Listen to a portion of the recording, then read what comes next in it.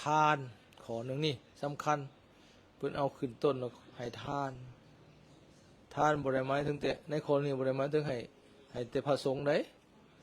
ขอตัวนี้หมายถึงการช่วยเหลือเกื้อกูลกันในสังคม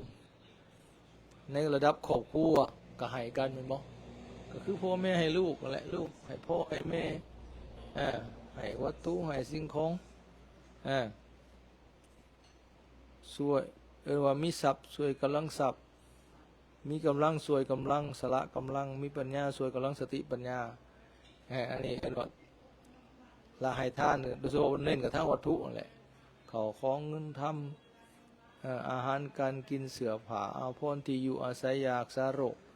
สงเคราะห์ช่วยเหลือเกื้อกูลกันแบ่งปันกันผู้มี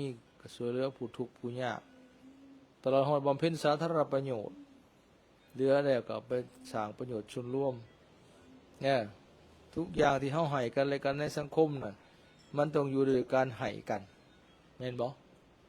คันบ่ให้เฮาก็บ่มีผู้ใดเฮ็ดทุกอย่างเป็นดอกนี่เฮาเอานี่ไปแลกผู้นั้นผู้นั้นก็ให้เฮา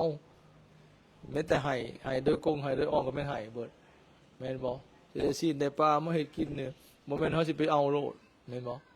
เฮาก็ต้องเอาเงินให้เขาเขาก็เอาปลาเอาผักให้เฮามันให้กันแต่ว่าให้ด้วยความนำใส่ใจจริงบ่เทื่อก็สงเคราะห์ช่วยเหลือกันยามขาดเกินยามเจ็บเป็นยามเกิดอุบัติเหตุเพศภัยต่างๆอันนี้ก็ช่วยกันไปสังคมมันจังสิฮักสิแพงกันมีน้ำใจเอื้อเฟื้อเผื่อแผ่ต่อกันนี่อันที่หนึ่งอย่างสันบอยเป็นผู้คนขี้ทีขี้เหนียวนะแต่ว่าให้คนที่ควรให้บ่แม่นให้สุดให้มั่วไปกับบ่ได้คือกันพระพุทธเจ้าเพิ่นบ่สรรเสริญคนมักให้เด้แต่เพิ่นสรรเสริญคนเลือกให้คนที่ควรให้นะให้ของที่ควรให้เหมาะสมกับคนที่ต้องการกับผู้หับบ่แม่นว่าให้ไปทั่วที่ทั่วแดนให้โจรก็คือบ่มีประโยชน์ได้ให้เนาะให้ตัวใดก็บ่ยังให้โจรให้คนเล่นอบายมุขก็สิติดการพนันสิให้ตัวใดก็บ่ยังนะ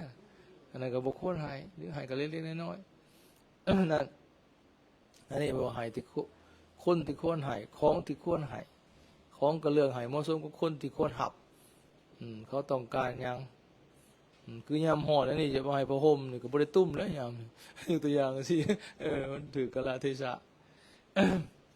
อันนั้นไปไว้ทานข้อที่หนึ่งสงเคราะห์ช่วยเหลือเกื้อกูลกันสองปิยวาจาว่าจาดีต่อกันอันนี้ก็สำคัญนะอาตมามักฟังนิทานอันหนึ่งไทยเขาเล่านิทานลูกสมนะเขาแต่งกันเล่าเป็นนิทานพื้นบ้านนิทานในสังคมเลยนะการเบิ่งการผัวเมียลูกเต้าพ่อแม่คัดสิว่าแบบว่าคันเป็นครอบครัวเนี่ยแต่มาคือสิบ่พี่ก็จักเถื่อมีแต่จ่ามีแต่ขาใส่กันนะมีแต่ครับผมกันเมืองไทยเขาว่าสอนก็เจ้าฟังเอามันเอาเป็นคตินะคือเห็นว่าคนแต่เก่าคนพ่อแม่ลูกเต้าเว้าร่วมกันมีแต่คำอ่อนคำหวานมีแต่คำสุภาพเรียบร้อยมันก็ฮักกระแพงกันแล้วยิงผัวเมียแห่งกระเทกเหมือนลิ้นกับแขวแหละเนาะมันขบกับสากนั่นแหละคันบนระวังทั้งวาจาก็พิกกันง่ายๆพิกกันอยู่เรื่อยอย่างเงี้ยแต่คันว่าอ่อนว่าหวานใช่กันมันก็ห่วยฮักกันไปตลอดชีวิตพุ่นนะถอยที่ถอยอาศัยจักยกว่าขออภัยยกโทษนะขอโทษขอให้อภัยแก่กันและกันโดยเฉพาะปิญญาวาจาว่าจาดีต่อกันวมุทุพานี่ว่าแต่คำอ่อนหวานเนี่ยนั้นว่าคำหยาบซากกะแข้งว่าคำเสียดสีซับซ้อว่าคำเหอะอันนี้เป็นต้นว่าแต่คำสัตย์คำจริงนะอันนี้ว่าจาสำคัญว่าดีมีสีแก่ปากว่ามากปากเป็นสีเขาตีปากเขาจะนั่นอันนี้แหละกันว่าดีต้องกันเนี่ยโอ้มันก็เป็นเสน่ห์อันหนึ่งได้เป็นบอกว่าพระวายุมบอกว่าอันนั้นผู้ได้บอกจาดีว่าอ่อนหวานก็ได้รับความนับถือหักแพงจากผู้อื่นด้วย ปากเป็นเอกเลขเป็นโทยังบ่ให้เพิ่นว่านะคือกันกับอันเพิ่นเคยยกตัวอย่างไม่แต่พอทายเคยเล่าอันซุมเจ้ากันได้ใหม่ๆซุมเจ้าเห็นกันด่ากันระบอกเพิ่นว่าอันผู้ว่าผู้สาวเพิ่นมักกันใหม่ๆนะมีแต่คำหวานแม่นบ่ล่ะนั่นบัดเอากันมาเฮิงแล้วบ่หวานบัดนี้นั่นแหละคำมันหวานไปตลอดมันก็บ่ผิดกันเลยเนาะนะเขาบอกได้ดีๆก็ว่าคือเก่าติล่ะนะเนี่ยสิหักสิแพงกันผมบาดนี้นี่ปิญญาวาจาว่าจาดีต่อกัน3อัตถจริยาประพฤติสิ่งที่เป็นประโยชน์นะอันใดเป็นประโยชน์แม้เล็กน้อยก็เฮ็ดเวียกงานอันใดนะกิจการอันใดในชีวิตประจำวันเฮาน่ะเฮ็ดแล้วบ่มีโทษบ่ผิดศีลบ่ผิดธรรมบ่ผิดกฎหมายอันนั้นเวียกเป็นประโยชน์แม้แต่เวียกบ้านการเฮือนทุกสิ่งอย่างที่เฮาเฮ็ดเป็นประโยชน์เบิดนะบ่หมายถึงเวียกไงโตเด้เวียกไงก็ดีก็มีประโยชน์เวียกน้อยก็ดีก็มีประโยชน์แม้แต่เฮาปัดเฮือนนี่ก็มีประโยชน์มีบ่มันก็สะอาดเนาะมันเสร็จมันถูกเฮือนสะอาดบ่ได้ค่าจ้างก็ตามล้างถ้วยก็ถ้วยสะอาดนั่นแหละประโยชน์มันก็บ่มีโรคหน้าไส้เห็นแล้วก็สะอาดสะอาดปราศจากโรคภัยปราศจากสิ่งสกปรกโหกคือประโยชน์มันเมียนมัดเป็นระบบระเบียบเรียบร้อยนะมันเป็นประโยชน์อันใดเป็นประโยชน์เฮ็ดเบิดนะแม้แต่เดินไปน้ำทางเห็นขี้เหงื่อเห็นแก้วมันสิกระบาตีนคนเก็บถิ่มปัดออกเป็นประโยชน์ย่านเป็นภัยแก่ผู้อื่นแก่ตนเองเนี่ยทานเนี่ยบอกว่าได้ไปบิณฑบาตแล้วเธอเห็นนี่เก็บเลยอีหลีอย่ามันไปบาดตีนอย่าไปยังผู้อื่นเห็นแก้วแตกยังเก็บเลยนะอย่างนั้นเป็นอันนี้เป็นประโยชน์เขาพ่อทำได้นะมันเป็นประโยชน์เลยเหตุนะไปแย่ไปควัดขี้ห้องก็ยังเหตุเรื่องเตือนมันน้ำตันแล้วมันแบบนั้นอันนี้เป็นประโยชน์ของเหตุส่วนตัวส่วนร่วมก็ดีคะแนนมันผิดศีลผิดธรรมผิดกฎหมายบ่เป็นประโยชน์เป็นโทษเสร็จอบายมุขผิดการพนันเที่ยวกลางคืนเที่ยวบนการลิ่นดื่มกินของมึนเมาคบคนซัวเป็นมิตรสหายขี้เกียจขี้ข้านอันนี้บ่เป็นประโยชน์และเป็นโทษด้วยเฮาก็บ่เฮ็ดนะอันนี้เป็นประโยชน์ทุกอย่างเฮ็ดเบิดคนที่เห็นประโยชน์นั่นบ่อึดเวียกคันคนบ่มีเห็นประโยชน์ในเวียกบ่มีเวียกเฮ็ดขี้ข้านซ้ำแม่นบ่นั่งนอนจักสิเฮ็ดหยังบ่นี่แท้ๆบ่อึดนะเฮ็ดนะในเฮือนนี่ก็บ่อึดนะบ่อึดนะเฮ็ดอันนั้นแหละว่าอันใดเป็นประโยชน์แล้วทุกวินาทีทุกสถานที่มีคุณค่าและเฮ็ดได้ทุกอย่างและก็บ่อึดเวียกเฮ็ดด้วยนะคันเห็นประโยชน์แต่มา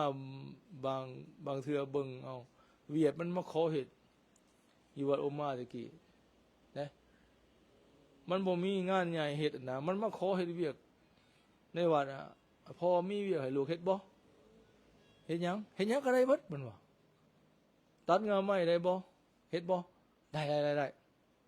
ให้มัน50,000กีบตอนนั้นมันผ้าคัดเอวห่ำลงโลดนะบอกมันไปขอดห้องมันก็ขอดโอ้นี่เขาเห็นประโยชน์เห็นงานเป็นประโยชน์เห็นงานนะทุกอย่างมันได้เงินหมดเลยมันก็ได้กินประจำวันไปเงินก็ใหญ่ก็เก็บไว้ได้เงินกินรายวันมันก็เอานี่ตัวอย่างโอ้แต่มันเห็นประโยชน์เขาบ่ได้ดูถูกงานว่าต่ำว่าสูงมีได้งานก็ได้เงินพอมันก็เหตุนั่นตัวอย่างเราจะเอามาเป็นขอคิดนะนี่นะเฮาเราบ่เหตุนะเห็นนั่น นั่นนี่เขาเหตุงานที่มีประโยชน์งานบ่มีโทษนะเทื่อนึงมันไปขายกระเล่มถามมันบ่อยากอายบ่มาขายกระเล่มพอคนลาวเฮาอยากเฮ็ดได้เนาะอายหยังมันว่าข่อยบ่ได้ไปรักของไผมันว่าข่อยมาขายของอายหยังมันว่ามันถามโอ้นั่น เห็นว่าอันนั้นมีประโยชน์ จังซั่นการใดคิดใดเวียกใดมีประโยชน์เฮ็ดอันใดเป็นโทษอันใดผิดศีลผิดธรรมผิดกฎหมายบ่เฮ็ดเนาะนั่นแหละประโยชน์ส่วนตนส่วนรวมเฮ็ดหมดเนาะบัดนี้ต่อมาสมณตตาความมีตนเสมอบ่ถือตนเนาะบ่ถือตนถือตัวคนเฮามันมีความถือตัวอยู่3อย่างหลักๆ1ถือว่ายิ่งกว่าเขาตัวเองเป็นเจ้าเป็นนายมีฐานะหังมีบ่อยากยอมคบกับคนที่ฐานะตกต่ำกว่าตัวเองอันนี้ถือตัวว่าดื่นเขายิ่งกว่า2มาถือเสมอโอ้ยไผก็ยาแหละผู้ใหญ่ผู้น้อยผู้ทุกข์ผู้ยากก็ตามคนคือกันนั่นแหละเราบ่ยำบ่เกรงไผน่ะอันนี้ถือเสมอนี่บ่จักต่ำจักสูงตีเลือกกว่าเพียงเบิดอันนี้ก็บ่ดีเนาะบ่มีขาดมารยาทนะบัดนี้สุดท้ายถือว่าด้อยกว่าเขาตัวเองต่ำกว่าเฮาบ่มีโอ้ยเฮาทุกข์เฮายากโอ้ยเฮาบ่มีบ่แม่นเจ้าแม่นนายบ่กล้าไปขนาดเชิญยังบ่กล้าตีโตต่ำเกินนะคนก็บ่ได้รังเกียจว่าเฮาทุกข์เฮายากบ่กล้าเปิดโอกาสให้ไปหามาสู่โอ้ยบ่กล้าแล้วเฮาทุกข์เฮายากนะบ่มีฐานะบ่มียศศักดิ์เพิ่นบ่กล้าไปไสแม่นเพิ่นเชิญก็บ่ไปนั่นถือตัวเองต่ำโพดก็บ่ดีเป็นจังได๋ถือจักตามกะละเทศะพอแม่นนะ แบบนั้น ถือยิ่งเกินไปกับหมู่เขาหายากถือเสมอกันหลายก็บ่จักต่ำจักสูงถือด้อยกว่าก็ไปหาสู่สังคมที่สูงกว่าบ่ได้หรือไปสู่สังคมอื่นๆก็บ่กล้าไปเพราะเป็นยันเจ้าของแบบนั้นแต่ว่าให้ถือความหูจักประมาณในตนเองอันใดอยู่ในฐานใดในเวลาใดสถานที่ใดก็วางตัวให้เหมาะสมกับสถานที่นั้น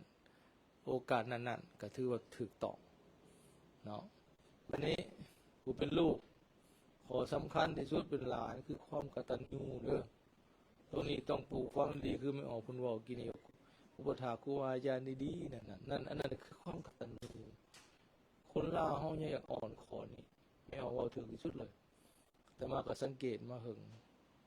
การอุปถัมภ์ปาถะบิดามารดาครูบาอาจารย์ยังเฮ็ดบ่ได้จังซั่นพระพุทธอันนั้นมีสุภาษิตอันหนึ่งว่านิมิตังสาธุรูปนังกตัญญูกตเวทิตาความกตัญญูหูบุญคุณและตอบแทนเป็นเครื่องหมายของคนดีอย่าคู้ว่าคนดีหรือบ่นที่มาเฮ็ดดีกับเฮาน่ะเป็นคนฮักคนแพงยังเพื่อนฟุ้งกระดาษนำไปเบิ่งอยู่เฮือนโลดมาปากหวานกับเฮาบ่เฮ็ดกับพ่อกับแม่บ่ดีแล้วเศร้าโลดไปกับพ่อกับแม่ถึงปล่อยถึงด่ามาเอาใจเฮาน่ะเศร้าบ่ดีแล้วคนพุ่นน่ะผู้ให้กำเนิดมันยังบ่ได้เอาใจใส่เจ้ามันคนละคนมันสิมาเอาใจมันสิมาร่วมกินเจ้าผู้ให้กำเนิดมันยังบ่ได้สนสับแสดงว่าคนนั้นบ่ดีคนดีนี่แม่นหมู่แม่นคนอื่นที่มาก้าวกายมาล่วงเกินพ่อแม่ตัวเองบ่ได้ผุ่นปกป้องบิดามารดามันจังแม่นแต่มาบอกให้พ่อให้แม่เขาได้สิดีมันได้เขาก็บ่เอาด้วยเดี๋ยวนี้นะเพราะดูถูกเมื่อเสียดสีพ่อแม่ข่อยนะอันนี้บ่ไปปกป้องหมู่ไปด่าแม่เจ้าของพุ่นบ่ได้เรื่องนะจังซั่นแหละพระพุทธเจ้าว่าความกตัญญูนี่นะความหูบุญคุณเป็นบุคคลหาได้ยากในโลกจนว่าหาได้ยากในโลกผู้ใดแต่เฮาเบิ่งในสังคมทั่วๆไปเนี่ยมันแม่นอีหลีในนามเป็นศิษย์กับอาจารย์ก็คือกันในนามที่เป็นลูกน้องต่อเจ้านายในนามที่ลูกกับพ่อกับแม่คือกันจนเป็นว่าหาได้ยากในโลกอยู่ในบุคคลหาได้ยากสองอย่างหนึ่งคือครับเช่นพ่อแม่ครูบาอาจารย์ผู้มีพระคุณเห็นความดีมาแก่ผู้อื่นแก่โลกแก่สังคมมาก่อนอันนี้ผู้มีพระคุณก็หาได้ยากสิเฮ็ดหน้าที่ของความเป็นพ่อเป็นแม่เป็นครูบาอาจารย์ที่ดีหรือมันได้อยู่มันหักหน่อยนะว่าไงซะหรือมันเฮ็ดบ่เพียบพร้อม2กตัญญูกตเวทีน่ะ ผู้ฮู้บุญคุณของทานแล้วตอบแทน อันนี้ก็หาได้ยากอยู่ในรัตนะหาแก้วหาประการก็ว่าอีกข้อสุดท้ายว่า บุคคลหาได้ยากข้อสุดท้ายว่ากตัญญูกตเวทีบุคคลอีกหมวดหนึ่งหมวดสองหมวดสามหมวดสี่มีหลายหมวดก็ยังมีข้อหนึ่งหอยตายว่ากตัญญูกตเวทีบุคคลหาได้ยากในโลกอ๋อมันมาเบิ่งก่อนในสังคมมันแม่นลีนี่นะนะมันได้มันมีผู้อื่นบ่จังซี่นะถ้ามันลูกเต้าก็มีผัวมีเมียมันก็อยากลืมพ่อลืมแม่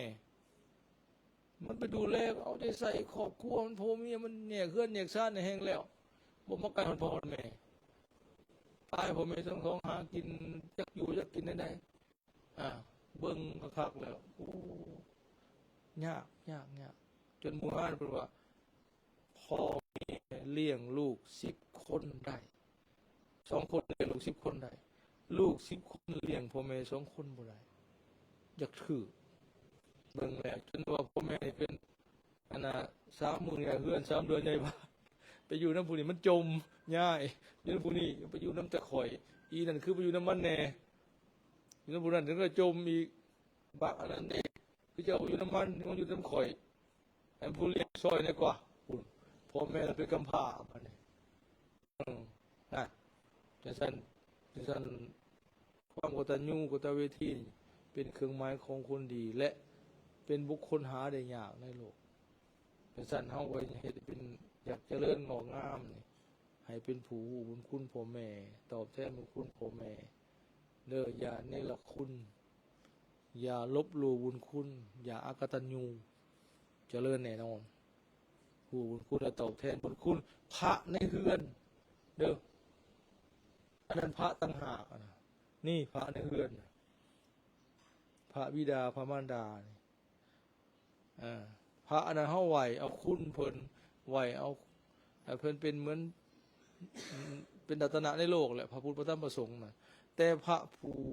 มีพระคุณต่อเฮาโดยกงให้กำเนิดเฮามาเลี้ยงดูปูปกเฮามาให้แย่กาหน้าบ้านมอบทรัพย์สมบัติมอบกายให้เฮาได้ทำได้เรียนเป็นครูเป็นคนมีวิชาอาชีพนี่ผู้นี้เป็นพระอย่าเอาไว้ต่างหากเด้ขันอยากฮู้ว่าพระมีในโตเฮาบ่พ่อแม่อย่าไปหาเบิ่งอยู่บนอื่นว่าแม่อยู่เมืองสวรรค์นำไปเบิ่งอยู่บนบ่ต้องนำคำตัวเฮานี่พ่อแม่อยู่ในนี่ไผให้มาถามตัวเองโลดแม่นบ่เห็นแม่บ่เห็นพ่อให้อย่าบ่ต้องให้ก็ได้เบิ่งในกระโตนี่เกิดขึ้นฮอดแล้วเฮ็ดตัวเองให้มันดีแทนคุณเพิ่นอยู่ไสก็ตาม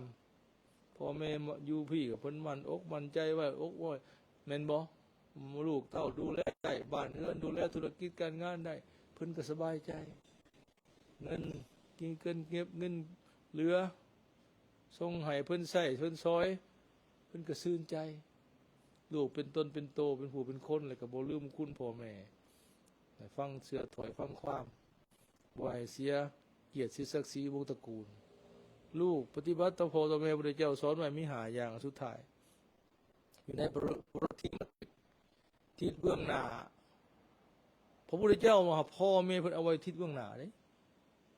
แต่ว่าคันเข้าใจว่าพ่อแม่เอาไว้ด้านหลังนี่ผิดอย่างใหญ่เลยเมียนี่บุตรภรรยาพระพุทธเจ้าว่าเป็นทิศเบื้องหลังได้เอาไว้ข้างหลังได้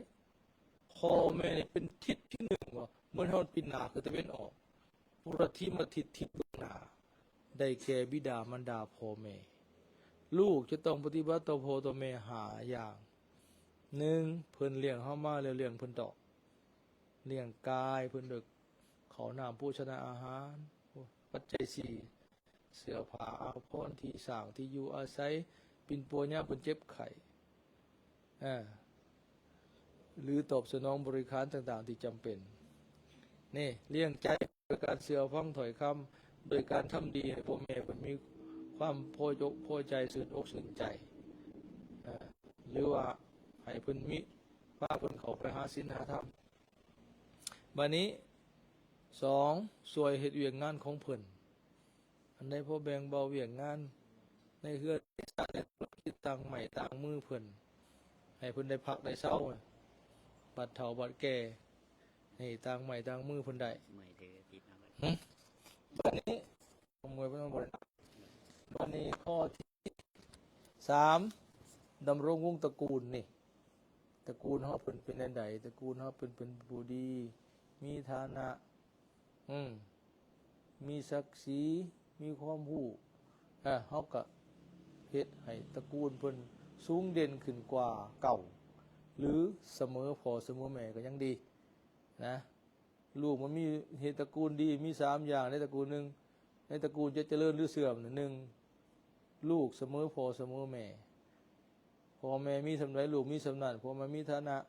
มีความรู้มีคุณธรรมสำนักกับสำนัก2ลูกดีกว่าพ่อกว่าแม่เห็นตระกูลสูงขึ้นกว่าเก่าฐานะตำแหน่งการงานวิชาความรู้คุณธรรมสูงกว่าพ่อกว่าแม่ตระกูลโดดเด่นขึ้นกว่าเก่า3ลูกขี้ห้ายกว่าพ่อกว่าแม่พ่อแม่มีสำนีตัวเองทุกกว่าความรู้ด้อยกว่ายุทธาบรรดาศักดิ์ตำแหน่งหน้าที่ต่ำกว่าคุณธรรมหน่อยกว่าอันนี้ลูกขี้ห้ายกว่าพ่อกว่าแม่ฉะนั้นเฮาเอา2นี่เสมอพ่อแม่หรือสูงกว่าดีกว่าอันนี้3เนาะ4ประพฤติตนสมควรรับทรัพย์มรดกเฮาสิสืบทอดทายาทเฮาสิพ่อแม่สิมอบมูลมรดกให้เฮาต้องประพฤติตนให้มันดีให้เพิ่นไว้เนื้อเชื่อใจควรจะสืบทอดทายาทได้คันเฮาเฮ็ดสมะเลเทเมาเพิ่นก็บุกสิกล้าสิเอายังให้หรือเอาให้ก็ไปผลาญหมดทำนองนั้นนะก็แสดงว่าเป็นผู้สืบทอดมูลมั่งบ่ได้อันนี้หาเมื่อเพิ่นล่วงลับไปแล้วทำบุญอุทิศให้นี่ดังที่เพิ่นผู้ใดผู้เฒ่าพ่อเฒ่าพ่อย่าเพิ่นล่วงไปแล้วแม่ย่าทั้งหลายพ่อแม่ตายไปแล้วเฮาก็ทำบุญอุทิศหาพอตัวสุดท้ายนี่เฮาบ่สามารถตอบแทนได้ผู้เพิ่นตายไปแล้วมีแต่เฮ็ดบุญหาอันนี้นะแต่ว่าบัดนี้การตอบแทนไปนี่ยังบ่สิ้นสุดได้คันให้สมบูรณ์แบบที่สุดนี่มีอยู่4อย่างขอเพิ่ม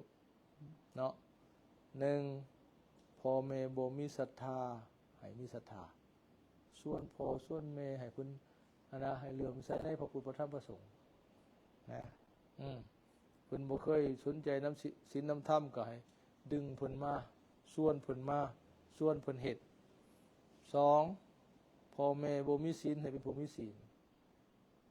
ให้เพิ่นตั้งในศีล5ศีล8บางโอกาสนะเพิ่นมักฆ่าสัตว์โอ้ยาแม่ลูกสิหาให้กิน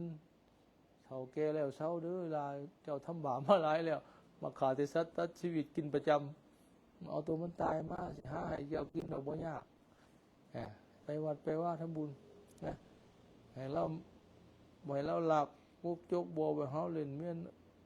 มีเมียน้อยหอมเมียไปเล่นสู้ผัวสู้เมียกันให้หลีกเว้นให้เว้นจากการเว้าตัวเว้นจากการดื่มกินของมึนเมาทั้งหลายนี่ให้เพิ่นมีศีลเนาะไปต่อมาให้มีจาคะให้เพิ่นมักให้ทานเพิ่นเป็นคุณตนีเหนียวแน่นก็ให้เพิ่นมักให้ทานแก่พระสงฆ์สมณเณรสงฆ์ช่วยเหลือสังคมก็ตามนี่ให้เป็นผู้มักเสียสละจาคะและสุดท้ายมาก็เป็นผู้มีปัญญาให้รู้จักบาปบุญคุณโทษให้ได้ศึกษาธรรมะให้เข้าใจในศีลในธรรมเป็นผู้มีปัญญานี่อันนี้ขั้นผลรูปผู้ใดได้ให้ทำ4ประการในแก่พ่อกับแม่เป็นการตอบแทนสูงสุดให้เขาหน้าโภชนะประหารปันใดก็ยังบ่สุดเด้โอโทตัวนี้เพราะตัวนี้เป็นทรัพย์ภายในถ้าเพิ่นมีศรัทธามีศีลมีจาคะปัญญาเหมือนเอาพ่อแม่ไปประดิษฐานในสวงสวรรค์ปิดประตูอบายให้เพิ่นด้วยเอิ้นว่าตอบแทนในหนชาติหน้าชาตินี้เขาเอาของเอาหน้าเพิ่นกินเท่านั้นแต่ว่ากินอิ่มในชาตินี้แต่เพิ่นยังไปทำบาปทำกรรมถึงสิเงินเป็นตื้อให้เพิ่นก็ตกนรกคือเก่าพอเพิ่นเอาเงินไปบริโภคกามไปเล่นไปกินไปเฮ็ดผิดศีลด้วยเพิ่นก็ตกนรกคือเก่าแต่คันให้เพิ่นมีศีลมีธรรมถึงเฮาบ่ให้ทรัพย์เพิ่นหลงหลายห รือให้พ่อได้อยู่ได้กินพ่อมีความสุขอย่างโลกเขากับพ่อแต่ว่าเอาทรัพย์ภายในให้เพิ่นตัวนี้เพิ่นสิได้ไปเกิดบอนดีมีความสุขปิดประตูนรกให้เพิ่นได้เป็นทรัพย์ที่ถือไปกินในโลกหน้าได้พระพุทธเจ้าอันนี้เป็นการตอบแทนสูงสุดตัวนี้นะเพิ่นอุปมาพ่อแม่ทั้งสองนี่นะบุญคุณขนาดใดลูกจะเอาพ่อแม่ทั้งสองมานั่งไว้บ้านตลอด100 ปีให้ทายอุจจาระปัสสาวะอยู่นี่อาบน้ำแล้วเอามาแบกอยู่บ่าอันนี้ยังตอบแทนบุญคุณแต่ขั้นใดให้ลูกให้พ่อแม่มีศรัทธามีความเชื่อในพระตรัยมีศีลมีจาคะมีมักบริจาคมีปัญญาอันนี้ตอบแทนสูงสุดกว่าที่เอาคนมาหนักในบาททั้งสองอันนี้ท่านบอกทุกอย่างเลยก็ตัญญูเด้อครบเลยมือนี้เด้ออาจารย์ฝากไว้เป็นข้อคิดตัวนี้เนาะกะคงยุติเพียงตัวนี้ว่าทำมาหน่อยบ่หน่อยแล้วนี่ทำมาหลายแล้วนี่ ถือว่าได้หลายเนาะเอาธรรมะเป็นธรรมะล้วนๆเลยแม่นนะเอาเอิ้นว่าอริยทรัพย์ภายในให้ด้วยให้ลูกให้หลานให้ถือไว้คันพ่อแม่เฮ็ดบ่ดีบ่งามเตือนเพิ่นโอ้ยบ่แม่นพ่อแม่บ่เฮ็ดนั่นบ่ถือจังซี่พาเพิ่นไปทำบุญทำทานอันถูกต้องนะชวนเพิ่นหลายคนพ่อแม่บ่มักฟังธรรมะเอาธรรมะมาให้เพิ่นฟังวิเพิ่นด่าก่อนเพิ่นบ่มักหลายเทื่อแล้วก็ฟังไปมาคักเฮ้ยฟังเองบาดนี้ก็มีได้เห็นบ่ธรรมะเอาธรรมะให้เราแล้วนะเอาปัญญาให้เราแล้วนะบ่เคยไปวัดก็พาไปโยไปโยเธอเล็กเธอหน่อยไปมาห้อยไปเองบัดนี้แน่นั่นแหละเอาบุญเอาอริยทรัพย์ให้พ่อแม่ตัวนี้เป็นการตอบแทนที่สูงสุดเลยทรัพย์สมบัติในชาตินี้กินได้แต่ในชาตินี้แต่มันบ่สามารถติดโตไปหดชาติหน้าได้เนาะเอาเนี่ยท่านบอกมากเห็นว่าสมควรแก่เวลาพอยุติเพียงเท่านี้ในท้ายที่สุดนี้ขอนำพระคุณพระคุณประธรรมประสงค์บุญกุศลใดที่กระทำไปแล้วจึงอำนวยผลให้ครอบครัวแม่ออกพร้อมด้วยลูกหลานจงประสบพบแต่ความสุขความเจริญด้วยอายุวันนะสุขภระเป็นปรารถนาจะได้เป็นประเดชชาวโปรดขอจงสำเร็จทุกสิ่งทุกประการโดยเถิด